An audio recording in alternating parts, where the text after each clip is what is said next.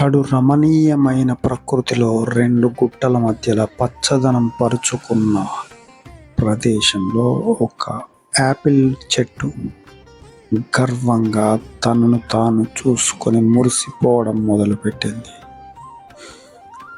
చెట్టు నిండా కాయలతో ఎంతో పచ్చదనంతో తొణకిసలాడుతూ గర్వంగా బ్రతుకుతున్న ఆ యాపిల్ చెట్టుకు అనుకోకుండా ఒక ఆపద వచ్చి పడింది. ఒకసారి బలమైన గాలులకు, వానకు తనకు ఎంతో గర్వంగా భావిస్తున్న యాపిల్స్ అన్నీ రాలడం మొదలుపెట్టినాయి.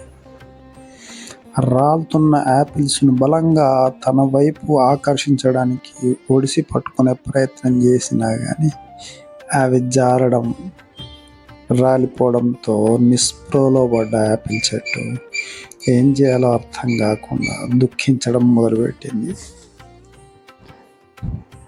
యాపిల్స్ మొత్తం చూస్తుండగానే అన్నీ రాలిపోయి బోడగా తయారైన యాపిల్ చెట్టు పూర్తి నిస్పృహతో మళ్ళీ కాలం కోసం ఎదురు చూడడం ప్రారంభించింది. ఈ లోపల కాలం మారిపోయి మళ్ళీ కొత్తగా చిగుర్లు తొడిగి వింటర్లో పూలు పూయడంతో కొత్త అందాలు సంతరించుకున్న యాపిల్ చెట్టుకు తన అందంపై కొద్దిగా విశ్వాసం పెరగడం మొదలైంది. ఈ లోపల అక్కడే ఒక చిన్న బాలుడు లక్ష్మణుడు వచ్చి కూర్చొని చెట్టును పలకరించాడు. ఏం కొద్దిగా నిరాశగా ఉన్నావు, ఏం సంగతి అని అడిగితే చెప్పింది, నాకు బోల్డ్ అన్ని యాపిల్స్, బోల్డ్ అంత హ్యాపీనెస్ ఎంతెంతో ఉండేది, అన్నీ రాలిపోయినాయి గాలివానకు, ఇప్పుడిప్పుడే కోలుకుంటున్నానని చెప్పింది చెట్టు.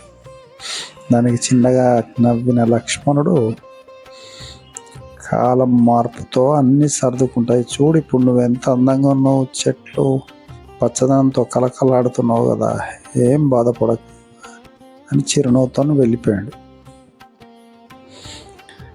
కొద్ది సమయానికి నెమ్మదిగా మళ్ళీ కాలం మారే పరిస్థితికి వచ్చేసి మళ్ళీ యాపిల్స్ మెల్లమెల్లగా కాయడం మొదలైంది. చూస్తుండగానే యాపిల్స్ దూరగాయలైపోయినాయి, మళ్ళీ పండ్లుగా తయారవడంతో చెట్టు కొద్ది సంతోషాన్ని నింపుకోవడం ప్రారంభించింది. కానీ మళ్ళీ చూస్తుండగానే రాలిపోవడానికి కూడా ఎక్కువ సమయం ఏం పట్టలేదు దానికి. అయ్యో అయ్యో అయ్యో అయ్యో అని తనకు ఇంతకుముందే జరిగే పరిస్థితి మళ్ళీ వస్తుందా, నేను పూర్తి వికారంగా మళ్ళీ అన్ని కోల్పోవాల్సి వస్తుందా అని తపనతో చలించిపోతున్న ఆ చెట్టును అక్కడే దాని పక్కనే కూర్చున్న సన్యాసి గమనించి దాన్ని ఓదార్చడం ప్రారంభించాడు. చూడు యాపిల్ చెట్టు, నువ్వు ఒకే ఒక్క విషయాన్ని బలంగా నమ్మాలి, లెట్టింగ్ గో, నీదంటూ ఏది లేదు అని వదిలేస్తూ ఉండు, నువ్వు దేన్ని పట్టుకొని వేలాడకు, పరిస్థితుల ప్రభావం ఎప్పుడు మారుతూనే ఉంటుంది అని దానికి నచ్చ చెప్పేసి వెళ్ళిపోయాడు.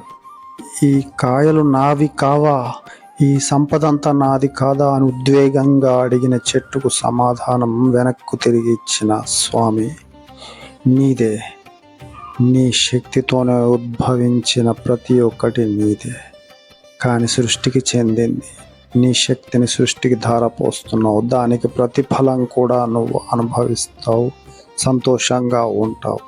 ఈ చెట్టు కాండం నీదే, నీ రూట్స్, నీ వేర్లు, పాతుకుపోయిన వేర్లు నీవే, వాటిని జాగ్రత్తగా కాపాడుకో, నీ సంతోషానికి కొదవ ఉండదు అని చెప్పాడు. అదేందో అర్థం కాని చెట్టు మళ్ళీ తాను చేజార్చుకుంటున్న యాపిల్ను ఎంతో నిరాశగా చూస్తూ ఉండిపోయింది. రాలిపోయిన చెట్లు పూర్తి దాని పూలు దాని అందాలు అన్నీ మళ్ళొక్కసారి బోడగా తయారైన చెట్టు. చూస్తుండగానే పూలు పూయడం మొదలైంది. చూస్తుండగానే రాలిపోయిన పండ్లు మళ్ళీ మొలకెత్తి దాని పక్కనే బోల్డన్ని చెట్లుగా వెలుగొందడం ప్రారంభమైంది. దాని పక్కనే ఇంకా కొన్ని చెట్లు, పూల చెట్లు, యాపిల్ చెట్లను చూసుకొని తన్మయత్వంతో పొంగిపోయిన చెట్టు. నాలోంచి ఉద్భవించిన ఈ సీడ్స్ వల్లనే ఇన్ని చెట్లు మొదలైనయా అని ఆశ్చర్యపోతూ పక్కనే ఉన్న సన్యాసి మాటలను గుర్తు చేసుకుంటాము. తనను తాను నింపాదిగా హాయిగా తనకు జీవితంలోని సత్యాన్ని అర్థం చేసుకుంటున్నట్టుగా భావించింది. తనలో భాగమైన ఏది వ్యర్థం కాలేదు. కింద పడిపోయిన ప్రతి ఒక్కదానికి తానే ఇచ్చిన జన్మకు తానే కారణమైంది. ఉన్నంతసేపు ఆశ్రయం కల్పిస్తున్న చెట్టు తనలో విశ్వాసంతో తొణకిసలాడుతూ తనకు పూసిన పూలను ఆనందిస్తూ ఉన్న చెట్టు, రాల్చేసిన యాపిల్స్ ఎన్నో జంతువులకు, ఎంతోమంది మనుషులకు ఆసరాగా ఉంటూ నేలపై రాలిపోయి పూర్తిగా భూగర్భంలో కలిసి వేస్ట్ అయిపోతున్నదనుకున్న దానికి కూడా పునర్జీవనం ఇస్తున్న చెట్టు యొక్క అందమైన కథ ప్రతి మనిషికి, ప్రతి వాళ్ళకి ఒక జీవిత సత్యం. The theory of letting go. నీలో ఉన్న శక్తి నీది కానే కాదు. అనంత సృష్టి నీ యందు దయతో నీకు ఆపాదించిన ఆ శక్తిని సృష్టి కోసమే పూర్తిగా వెచ్చిస్తూ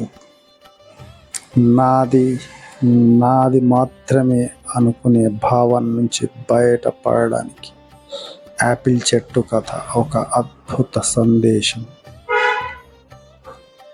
ప్రతి ఒక్కరం మనకు ఎంత స్తోమత ఉన్నా మనదంటూ ఏమి మిగిల్చే అవకాశం ఒక తృప్తి మాత్రమే. ఆ తృప్తి భగవంతుని దయ మాత్రమే. మనను అనుగ్రహిస్తున్న ఈ భగవంతుడు ప్రతిదాన్ని, కోల్పోయిన ప్రతి దానిని మళ్ళీ మళ్ళీ మనకు రప్పిస్తూనే ఉంటాడు. A wonderful story, a beautiful lesson. Love you all.